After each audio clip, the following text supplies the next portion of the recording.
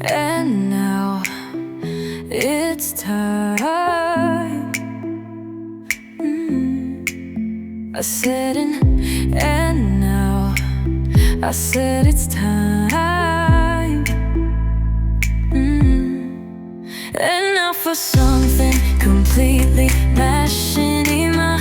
And now for something completely machinima. And now for something almost entirely, very precisely, but just not exclusively, sort of adjacently, kind of approximately, complete machinima.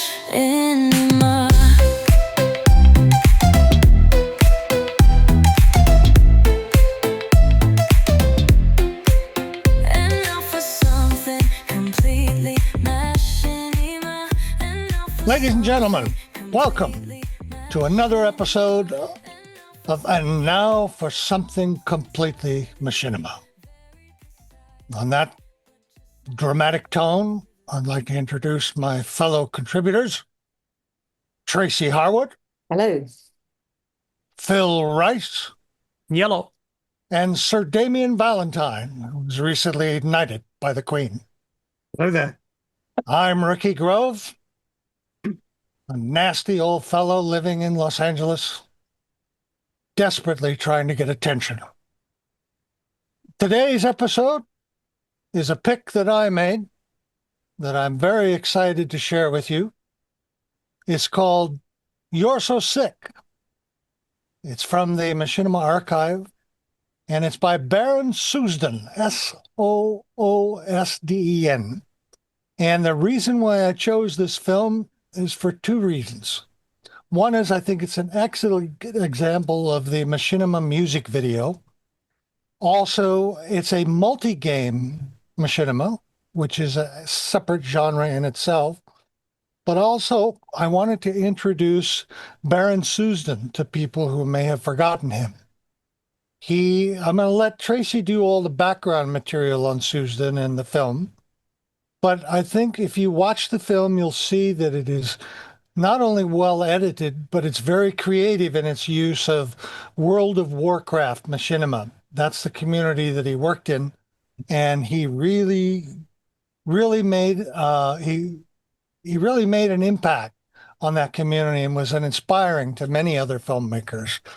There are 12 films inside of archive.org machinima section that were made by Baron Soosden. I could have chose any one of them for this, but I like You're So Sick because I thought it was a really interesting and an entertaining film. Perhaps a bit too long, if I had to criticize it a bit, but it's just a almost faultless film of its time that makes use of all of the techniques the World of Warcraft filmmakers use in a very creative way. So I'm very interested to see what all of you have to think of this film and any thoughts you have about Baron Soosden as a machinima filmmaker. You want me to start with a bit of the backstory of it? Would that work for you? Sure, we can all go get some coffee while you're giving us the lecture. Awesome. All right. Well, okay. So the version on the Internet Archive actually was uploaded by Henry Lowood, who's the Stanford librarian, and was a key part of the How They Got Game project. So it was uploaded about a month after it was uploaded to the internet generally. It's quite interesting, actually, because Henry's written quite a bit about Baron's work over the years, with a very particular archivist lens to his comments on it, which I'm not really going to go into too much detail on, actually. On Baron's own channel on YouTube, it was claimed that this is actually his fourth music machinima, which shows level 70 Elite Tauren Chieftain, otherwise known as L70 ETC, which are a World of Warcraft metal-style band with a guest vocalist. This is a female blood elf that he created, performing I'm So Sick, which is the T-Virus remix by Flyleaf versus the Legion of Doom. And for those interested in the backstory about Elite Tauren Chieftain, the band, I found a really interesting fan wiki, which has some interesting dates about their appearances, and a video about the band, which you might want to take a look at as well. I'll put the links on the show notes for that. But for our purposes today, I think it's sufficient to know that actually that was just a fictional band in the World of Warcraft universe. Now, I also found a music video of the originating band Flyleaf playing I'm So Sick, which I will also share with you because I think it's quite interesting. I did a sort of, a side-by-side playthrough of both Baron's version of it and the original version of it. And I think there's some interesting comparisons to be made. Suffice to say, the lead vocalist for Flyleaf was somebody called Lacey Sturm, and the band's name, actually, Ricky will like this, was a reference to the blank page at the front or back of a book, symbolizing potential for new beginnings. I'm So Sick was actually first released in October 2005 in their debut album, which also had this kind of music video, which is the one that hit all the mainstream television networks at the time. Now, ETC's music and lyrics are primarily World of Warcraft themed. Elite Tauren Chieftain, it's basically a recurring character and this band in the game who often appear at in-game concerts. And ETC itself is made up of fictional band members, but also Blizzard employees who contribute to the band's music. They're probably best known for their songs like Power of the Horde, which is featured on the Warcraft 3, the Frozen Throne expansion, and have also played at BlizzCon events in previous years, alongside real-world bands like Metallica, but not for many years, as I understand it. As far as I'm aware, they have never played songs by Flyleaf at any of the events or in the game itself. So this is entirely a creation of Baron Susan in its day. Interestingly, the song I'm So Sick was used on the 2007 movie soundtrack for Resident Evil Extinction. And in terms of Baron's use of it, well, it's basically a fan fiction creation. It was released late autumn of 2007, I think. End of September 2007. Henry uploaded it to the Internet Archive at the end of October. And you can clearly see that actually it demonstrates Baron's enthusiasm, not just for the game, of which he was a big player, a big fan, but also for metal type music itself. Well, being Finnish, there's obviously a big tradition of metal type music. In communities over there, of course there is. As I understand it, Baron actually first picked this up as a song from the Resident Evil movie soundtrack and was especially drawn to the challenge of representing the female lead singer in the song. And now I think this is where you got to look at the original music video, because I think what he's done here with this video has been heavily inspired by the band's original video release, with what appears to be very similar aesthetic silhouettes of band members singing and cavorting on stage, with this kind of particular type of grey filter. Well, in the case of the real band, I think it's just lighting effects that weren't particularly well recorded. But of course, the whole sort of aesthetic kind of gives this sort of sense of death and mortality. I think clearly Baron's also been very inspired by the WoW band and how they're represented in the game too. So, as I understand it, he was, he picked up a particular recording, a machinima, I believe, that inspired him to want to get involved with the game in the first place.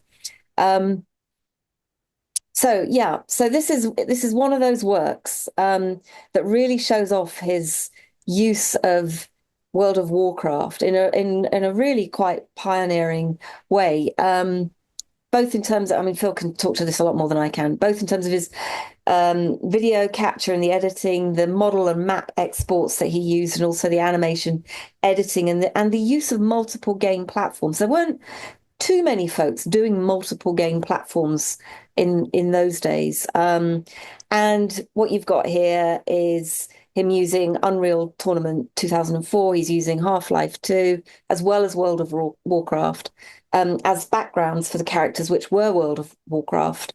And I think, like all good machinimators, he used mods from other well-known creators, which included folks like Dopefish, as well as assets from BioShock, characters from BioShock, which you can see periodically littered through the video.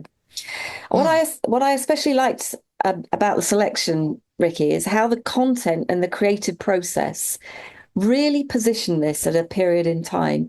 It really could only have ever been released in about autumn 2007, I think, which, you know, given all the elements that come together with this, you know, the originating band, the ETC's work, the way Baron was influenced by other phenomena around the game at the time and other games at the time, really, you know, it's a clear sort of it's a clear, you know, it's Snapshot. well, it's almost carbon dating the film. I think I can say that, and that really is probably the only reference that I might make to how Henry describes it too, because he uses this particular film as an example of how games can be positioned at a point in time from the point of archival practice. Right. But I think it's so clearly an example of it. It just fits that sort of narrative really well, I think. BioShock, for example, released in August 2007. And then the other thing that he's used, of course, are some posters, one being the Edge of Remorse, which you can just about see in the background about 20 seconds into the opening seconds of the film.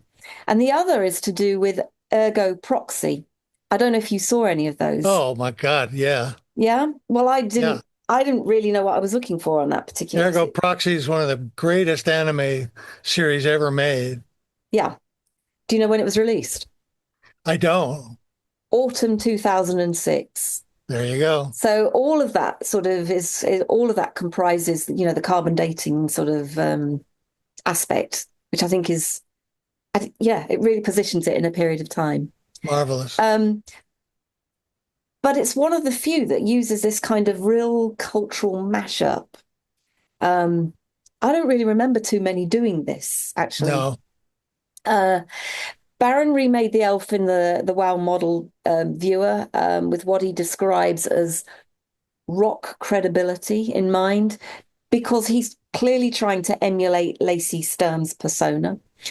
On his blog, he described the biggest challenge as being to sync the action with the music, and actually apparently ended up playing animations backwards, which he says worked a lot better in some of the cases than, you know, just doing a sort of a traditional, you know, capture and run through and syncing. Yeah. All of which I didn't actually know when I first saw it, really. I suppose that brings me to the editing of the video, which is, I think, absolutely superb. It really shows how good an eye he had for timing. The visuals really show off stunning scenery, with the most impressive aspect, I think, at this period of time would have been that blur that he used for the background, that sort of graduated effect to indicate foreground, background stuff. That hadn't really been done that much, as I understand it. And then he used filters and colorizing effects as well. And also his eye for composition and movement, I think, is really impressive in this.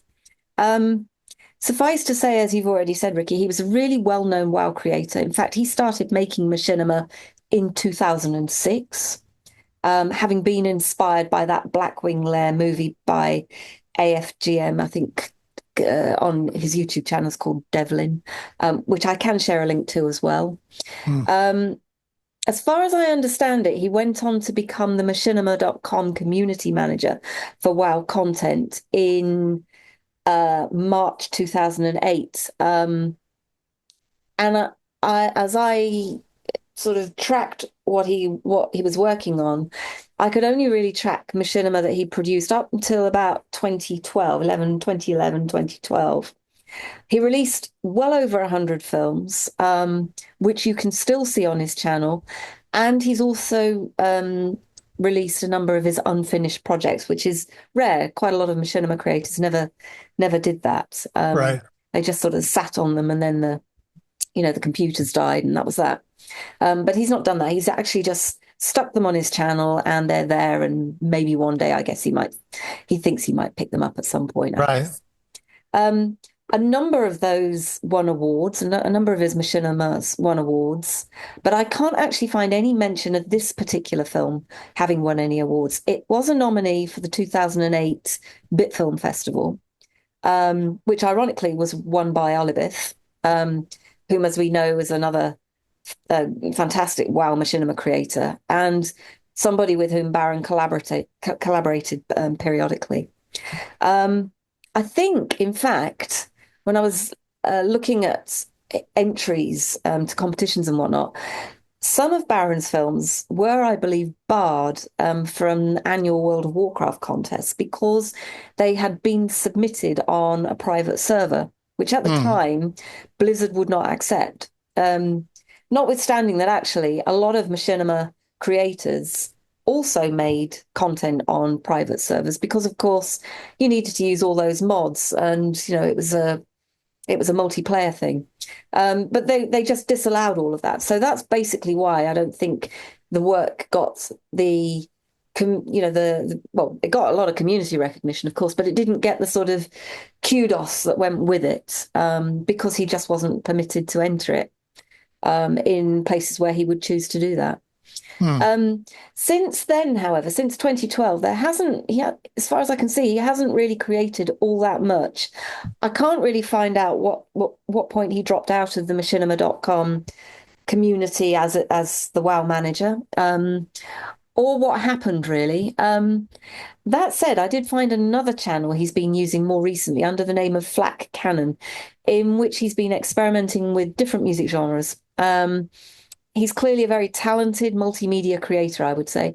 Although personally, I don't think the music is quite in the same category of quality as the machinima was. So if you're listening, Baron, I'd love to see you pick up the machinima again, although I guess that probably puts you in the same category as most of us, well into our 50s, perhaps.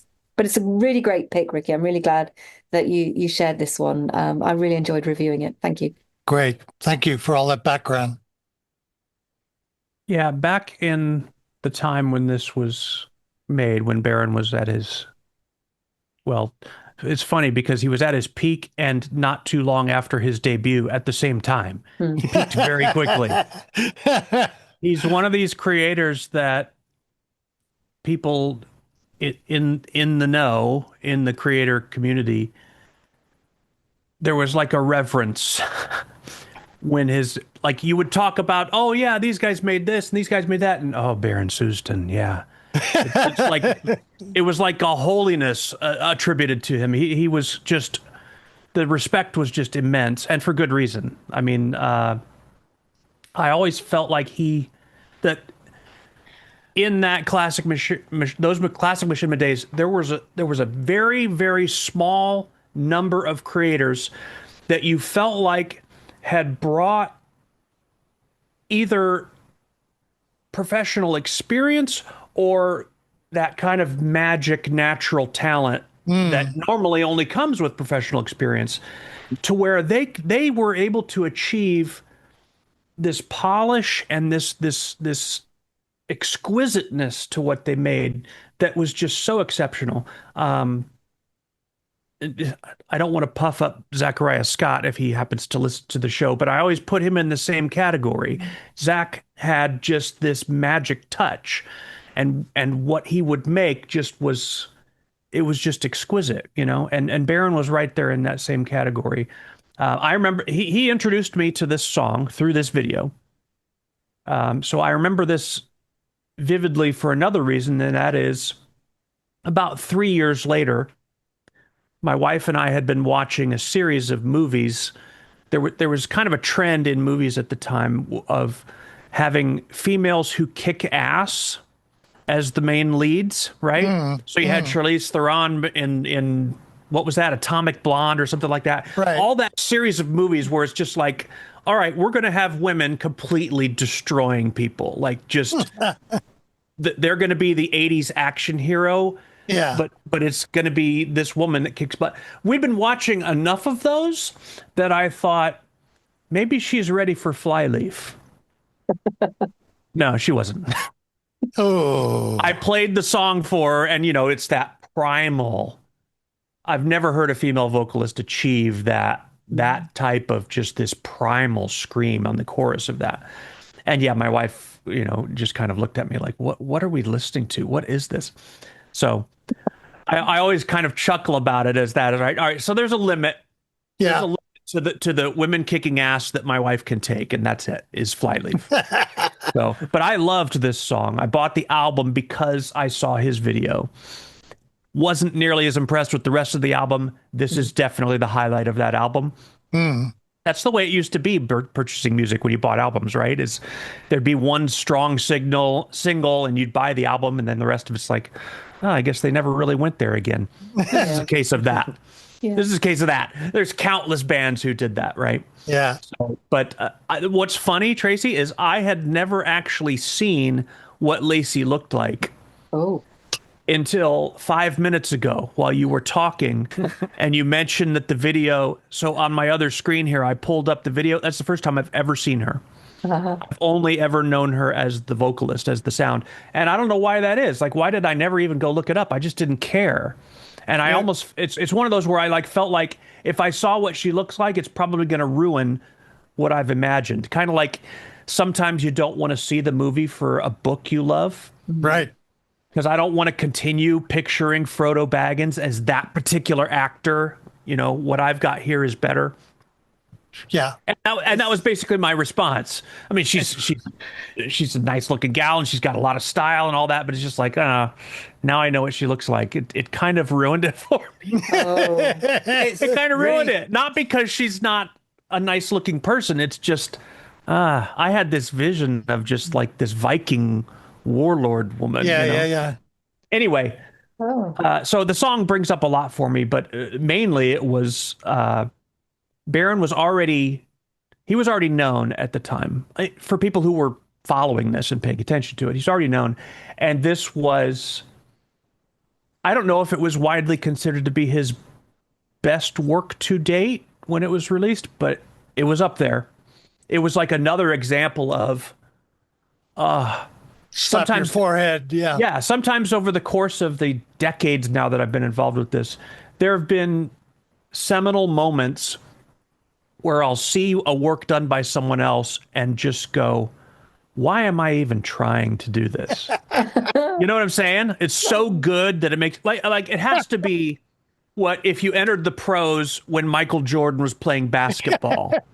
Right. And then you see him do what he did, and you just go, why am I even trying? Like, it's so good. And I say that tongue in cheek, because at the same time, it pushed me to, man, I really want to, I don't know if I'll ever get there, but man, it shows me how much, how much work I have ahead of me and how much better I could be, maybe, if I really worked at it. Yeah. I'm still not there. He has that magic that if it didn't come from decades of VFX experience, then he's just magically amazing. Like the editing is just, it's unbelievable. And all the work that has to go into this might only be appreciable by someone who's made machinima. Like, it is unbelievable the amount of work to time those animations with how little control you have over them in World of Warcraft. The amount of compositing that's in this, you don't even know. Like, you can't even see it. It's only when you read the description and you realize what he layered in there. That whole depth of field thing you noticed, Tracy, the blur. The games didn't do that. They didn't do that at all. Like, they didn't even do it badly. They weren't even trying to do depth of field in games because it was so bad. So that's all compositing that he did that I never noticed the Edge of Remorse poster cameo in there, but I mean, Jason totally showed mastery of those same skills, the compositing, the forced depth of field, and using it for dramatic purposes. This is a level even above that because there's so much motion going on. There's so much movement. There's so many cuts. And they all make sense. You know, you can have a spastic edit and okay, it has a little wow factor, but it kind of annoys you. And this, it's like there's a cohesion to it that honestly, I don't even know how to analyze properly. It's so good. It's so, you know, there's deliberate choices that are made here, but also there's just this sense of there is this underlying intuition about what looks good together and what sequence works well that you could probably never teach someone else how to do that. Someone has that feel or they don't, you know, it's just amazing. So right. Yeah, I can't throw enough praise at it. It was a video that inspired me that really, I put him on a pedestal, you know, because he was really showing without any bad attitude or arrogance. Like he's one of those where he was at this higher tier making stuff really better than 99% of everyone else making it. And yet he's helping the community. He's involved. He's accessible. He's got friends. And, you know, so I never met him. I never interacted with him online. But, you know, when you ask people who were around then about his reputation, they don't just talk about, just like Olabeth, they don't talk about just that he was a good filmmaker, but also he wasn't full of himself. Yeah, it's funny how know? Really great talent often results in a really great ego. Absolutely. Who looks down upon other people making movies because they're so good. And I didn't know this about him, but it's very pleasing to see that he was also a giver in the community. Yeah. I mean, you don't have ego. You're not dominated by your ego and take on a position of community manager anywhere. Right. Yeah. Because that is a slog. That is not an easy job. That's a charitable thing to do, even if you're being paid for it. It's so that says, to me, that says a lot, just that. But also people who knew him, who spoke of him, even though some of them probably only ever met him online, you know, very few people met each other in person back then.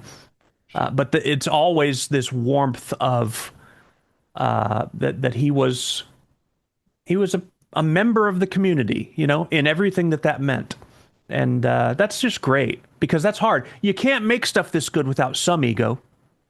You just can't. So he had ego. He just didn't let it rule him. And I love that. I love that. That balance is really, really hard to strike. You know, when you see someone who makes stuff this good and you find out that they were an egomaniac, you almost don't blame them, right? You almost go, well, yeah, but look. You know, right. if you found out Jordan had an ego, would you be surprised? No, you might be a little disappointed, but you wouldn't be surprised. You know, so I just, yeah, I admire the filmmaker, and I certainly admire the work, and he gave me a nice little funny memory with my wife when I played her this song too. So wonderful.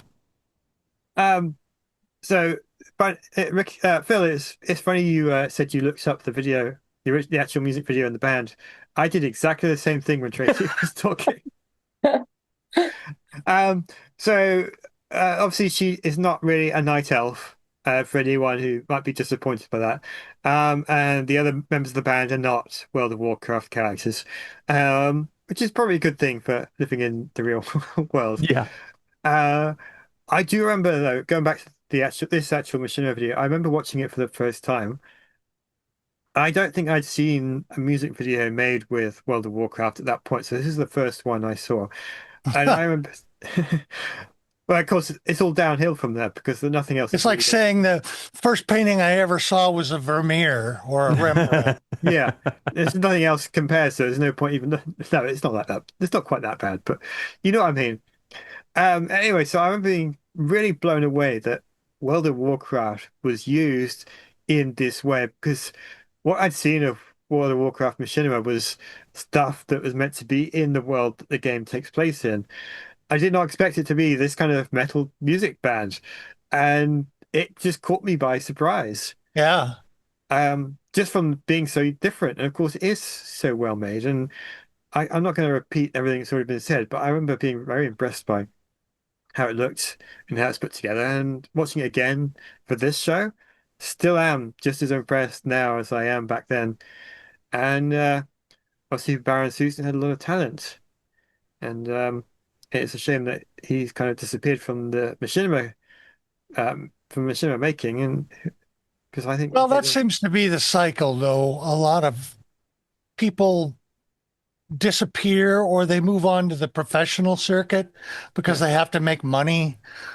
The make a living, factor yeah, in many machinimas was came. Mm. I'm sure Susan had another job where he was making a living to pay his rent or whatever it was. So I can understand that. Moving on. Plus, machinima, the capital M machinima.com was a kind of, I don't know, explosion, implosion for the machinima community. We've mm, talked ad nauseum about that topic, but I think that stopped a lot of people and they moved on to other things. Plus, culture moved on to other things too, you know. yeah. So I can understand that. I'm trying to remember when I know I remember watching it before. I'm trying to remember, did we get this in the Machinima Expo back in the day? I don't I, think so. I don't think he ever entered. Okay, then it must have been. We would have welcomed it, that's for sure. Oh yeah, um, it must have been at the Machinima screenings at Dragon Con then, because this is the kind of video that would have Mm. been chosen for it. Yeah, yeah. I do remember, yeah, I'm pretty sure it was there because I remember a lot of being around other people that really enjoyed it as well. Mm. Hmm. And I couldn't remember if it was you guys as part of the team or just being in that room watching. But yeah, it's well received then, so as it should be. I think they used to meet up at QuakeCon, Okay. not so much DragonCon. The creators, I mean, I think. Also, I never went to Quick. So Dragon Con, there was a machinima screening which was put together by Tina, Hmm. who I don't think she made machinima herself, but she enjoyed watching machinima, and so every year at Dragon Con, she would put together a playlist, and she'd have a room set up, and she'd just Yeah. play several hours worth of machinima. She Some, spent a lot of time on that because she would go and actually reach out to the creators. I don't think she ever put anything in there that wasn't something that the creator had said, yeah, go ahead. yeah. Yeah, But I don't think many creators actually went to the screenings. right. I did. She reached out and asked for one of my videos. I said, okay. And I looked into it. I thought, could get a last minute flight. It's not that expensive. Hotels still available. Not that expensive. It is now. That's why I stopped going. Yeah. But, I did it and I had a great time. It was nice to meet Tina and to see these other films. And there was another guy, I think he was like 16. I can't remember what his name was. And he'd also come from the UK because his family had doing they'd gone to Disneyland in Florida, I think, when Tina reached out to him to include one of his videos, and so they extended their trip by a week so they could go to Atlanta for Dragon Nice. Con. Nice.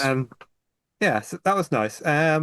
So I went a couple of times after that, but I didn't really see any other machinima creators, although they didn't come to the screening, but Ken White and Monk Mhm. and Big Trek, they came one year. I had dinner with them. That was nice. Oh, I wow, that's don't think, great. yeah, but I don't think they actually came to the screening. I told them where it was, but I think they were a bit overwhelmed by just how huge this thing was, and they probably couldn't even find the room it was in because it's in five hotels, Wow. um, and that they're all sort of next to each other. But one's down the road, which is where she usually was. So Right. if you don't know where you're going, you're not going to find it. Anyway, I digress. 'Cause we're not really here to talk about Dragon Con. We should be talking about this machinima film. But Hmm. yeah, it's really good to see it again, and it brought back a lot of good memories of watching I this. I think Flyleaf should ditch their video and adopt this. Do you know if they've actually seen it? I don't know. I would have thought somebody somewhere through the intervening years would have shared it with them, I would have thought, I hope so, given and how popular this as a video was. I hope so, and I hope they really enjoyed it. Hmm. I can understand that if they weren't so keen on their music being used without permission, but this was done so well. I think I'd hope that they were, honored that it was done. Hmm. Well, we'll tag them when we put this out All right. Good. Yeah. because they should remember it if they haven't. Well, that's our show for you today. Baron Susdan, You're So Sick. We'll have a link to it so you can watch it and enjoy it. And thank you all for your comments and your insights and your research and background, Tracy and Phil, your comments, and you too, Damien. I enjoyed it and I'm glad to pick it. I'd also like to mention before we close that I think that the archive.org's machinima collection that I've been choosing from, I think it's not being as actively curated as it was in the beginning because as I go through the thousand some odd machinima, I'm finding frankly, a lot of crap. And I don't think it would pass muster if it were being actively curated, but that's fine. Being a repository for machinima is just fine with me. And there is some curation to it. Henry Lowood has done a fine job, and there are great movies like great short films like You're So Sick. So archive.org, the machinima collection, will have a link to that in our show notes. If you have comments, email talk@completelymachinima.com. We welcome your comments. Baron Susdan, if you're listening, please contact us. We'd love to interview you and talk to you about your career and share your films with many new audience viewers. All right, well, that's it. Thanks for watching. We'll be back next week with an interesting pick from Damien. All right, we'll see you now. Bye-bye. Bye. Bye bye.